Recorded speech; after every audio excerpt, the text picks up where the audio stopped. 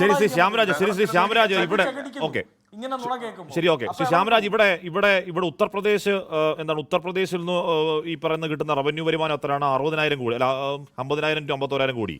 മഹാരാഷ്ട്രയിൽ liquor revenue 30,000 to 37,000 കോടി. Madhya Pradesh 9,000 to 10,000 കോടി. ഹരിയാനയിൽ 12,000 കോടി. രാജസ്ഥാനിൽ 10 മുതൽ 11,000 കോടി. അതുകൊണ്ട് നിങ്ങൾ ഭരിക്കുന്ന സംസ്ഥാനങ്ങളിലും ഖജാന ഈ കള്ളിന്റെ മണമുള്ള പണം കൊണ്ട് ആഞ്ഞു നിറയാണ്. അതുകൊണ്ട് ധാർമ്മികമായി നിങ്ങൾക്കും ഈ കള്ളിനെതിരെ ഒരുപാട് സംസാരിക്കാൻ അവകാശമുണ്ടോ? ഹാഷ്മി, ഉത്തർപ്രദേശിൽ കള്ളിൻ്റെ മണമുള്ള കാശ് മാത്രമൊന്നും അല്ല ഉള്ളത്.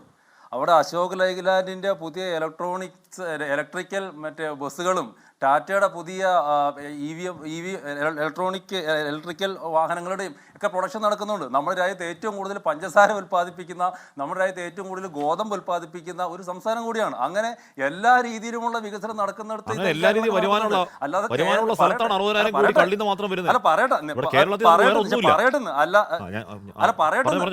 അതാണ് ഞാൻ പറഞ്ഞു വരുന്നത്. പക്ഷെ കേരളത്തിലെ പോലെ നിങ്ങളുടെ ഇഷ്ടം പോലെ കള്ളു കുടിച്ചു അതിന് ഞങ്ങൾ ടാക്സ് എടുത്തു എന്ന് BJP ഭരിക്കുന്ന ഒരു സ്റ്റേറ്റിലും പറഞ്ഞിട്ടില്ല.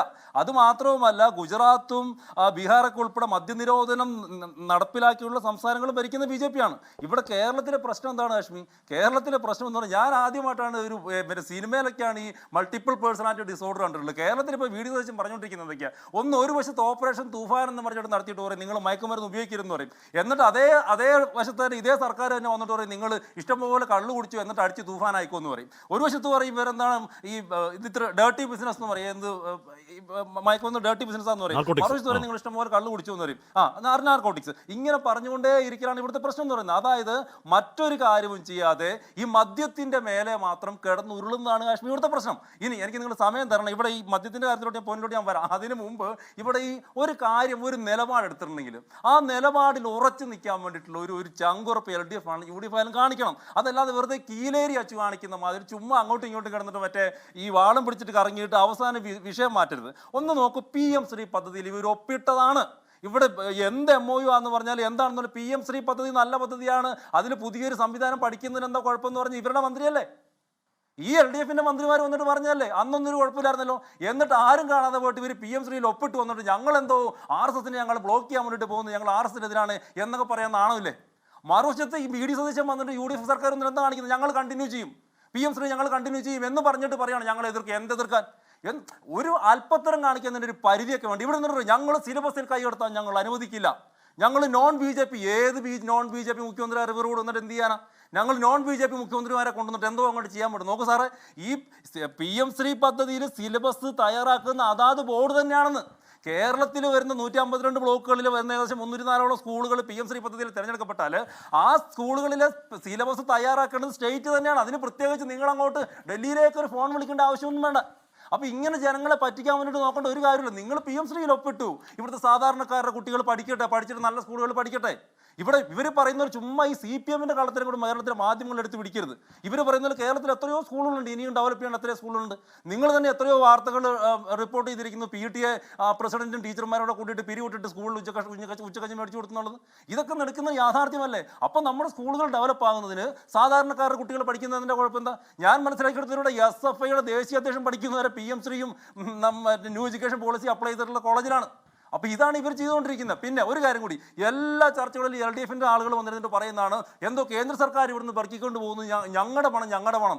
എൻ്റെ പൊന്നു സാറേ, ഇവിടെ UPA സർക്കാരിൻ്റെ കാലത്ത് നിങ്ങൾ UPA പുറത്തുനിന്ന് കോൺഗ്രസിനെ പിന്തുണയ്ക്കുമ്പോഴും ഈ സെൻട്രൽ ടാക്സ് ഡെവല്യൂഷൻ എന്ന് പറയുന്ന ഒരു സംവിധാനം ഈ രാജ്യത്തുണ്ടായിരുന്നു. അത് ഒന്നാം ഫിനാൻസ് കമ്മീഷൻ മുതൽ സംസ്ഥാനങ്ങളിൽ നിന്നുള്ള ടാക്സ് പിരിക്കുകയും അതിൽ നിന്നൊരു ഭാഗം കൊടുക്കുന്ന ഒരു സിസ്റ്റം നമ്മുടെ നാട്ടിലുള്ളതാണ്. അതല്ലാതെ ഞങ്ങൾ 2014 നരേന്ദ്രമോദി സർക്കാർ വന്നതിന് ശേഷം പെട്ടെന്ന് അങ്ങോട്ട് കൊണ്ടുവന്നൊന്നുമില്ല. അതുമാത്രമല്ല, വലിയൊരു എമൗണ്ട്, ഞാൻ ആ എമൗണ്ട് കൂടെ പറഞ്ഞുതരാം, വിഷയം മാറിയാലും കൂടെ പെടുത്താൻ നോക്ക്. 14ാം ധനകാര്യ കമ്മീഷൻ, അതായത് 2010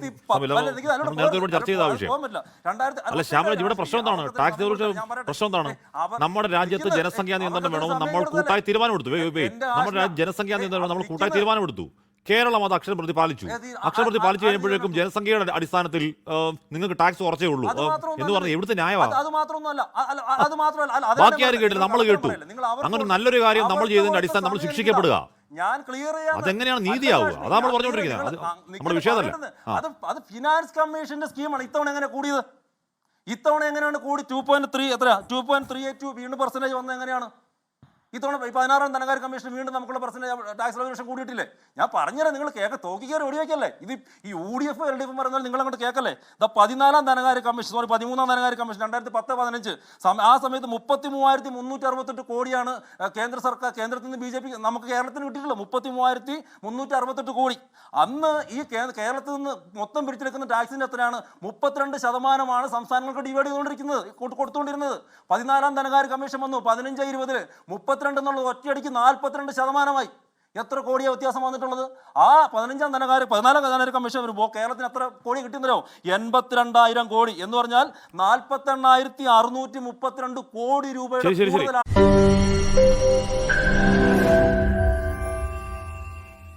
ലോകത്തെവിടെയായാലും ഏത് സമയത്തും 24 വാർത്തകളും ഓഗ്മെന്റഡ് റിയാലിറ്റി പാക്കേജുകളും എക്സ്പ്ലെയിനറുകളും വിശദമായി കാണാൻ ഞങ്ങളുടെ യൂട്യൂബ് ചാനൽ നിങ്ങൾക്ക് സബ്സ്ക്രൈബ് ചെയ്യാം.